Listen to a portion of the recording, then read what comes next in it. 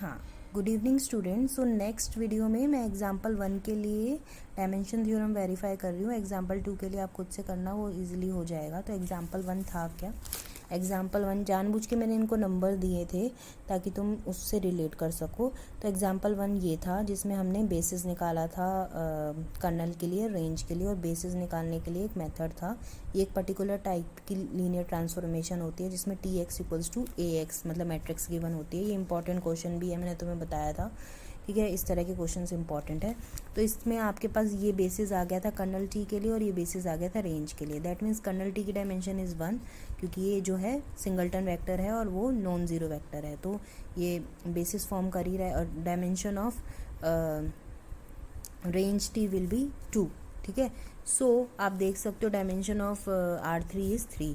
ठीक है, तो 1 + 2 इज़ 3। ठीक है, सो सिमिलरली आप एग्जाम्पल 2 के लिए भी वेरीफाई कर सकते हो। मैं यहीं पे कर देती हूँ। देखो यहाँ पर इसकी डायमेंशन 3 है और इसकी डायमेंशन 2 है और हमारा स्टार्ट थी मैपिंग R5 से और R5 की डायमेंशन इज़ 5।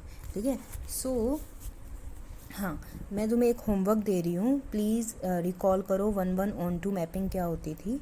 अच्छा, एक और चीज़ और मैं बता रही हूँ, जो ये रेंज वाला कंसेप्ट है ये एक पुराने कंसेप्ट से रिलेटेड है। वो कैसे रिलेट करते हैं वो मैं तुम्हें बता रही हूँ। एक्चुअली एक थ्योरम है कि अगर हमारे पास कोई लीनियर ट्रांसफॉर्मेशन है फ्रॉम Rn to Rm और with the matrix A with respect to any basis for Rn and Rm, that means हम एक मैट्रिक्स रिप्रेजेंटेशन देते हैं T को। मैट्रिक्स रिप्रेजेंटेशन तुम्हें समझ में आ गई होगी कि क्या होती है, ये कैसे निकालते हैं। वो मैंने पहले वाली वीडियोस में सिखाया था कि कैसे निकालते हैं। ठीक है, सो हमें लीनियर ट्रांसफॉर्मेशन गिवन है, हम उससे एक मैट्रिक्स निकाल सकते हैं बेसिस को यूज़ करके। ठीक है, सो जो हम मैट्रिक्स निकालते हैं उसकी हम रैंक निकाल सकते हैं। ठीक है, जो रैंक होगी वो सेम होगी अगर मैं रेंज की डायमेंशन निकालूं।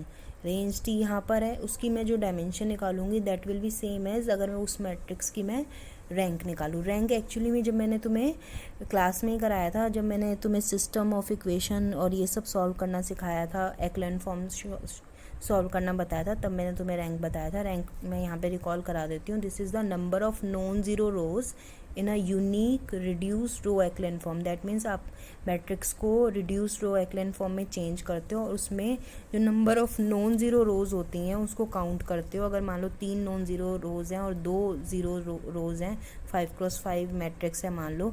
ठीक है, सो आप बोलोगे rank of that matrix is 3e, क्योंकि आप जब उसको, और ये चेक आपको तभी करना है जब आप उसको रिड्यूस कर दोगे रिड्यूस्ड रो एक्लन फॉर्म में। ठीक है, सो एक बार अपना रैंक रिवाइज करो।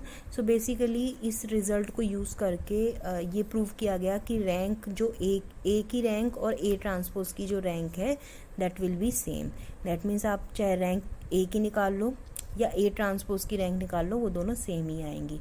और ये वाला चीज़, ये स्टेटमेंट अपने माइंड में क्लियर रखो। आप ये वेरीफाई भी कर सकते हो कि कहीं पर भी। ठीक है, सो या तो मैं तुम्हें नेक्स्ट वीडियो में एक बार ये वेरीफाई करके दिखा दूँगी कोई छोटे से एग्जाम्पल के लिए। ठीक है, इसका प्रूफ नहीं है, बस हम एक बार देख लेंगे कि क्या ये थ्योरम बोल क्या रही है। ठीक है, इतने तुम 1:1 और onto mapping please recall करो।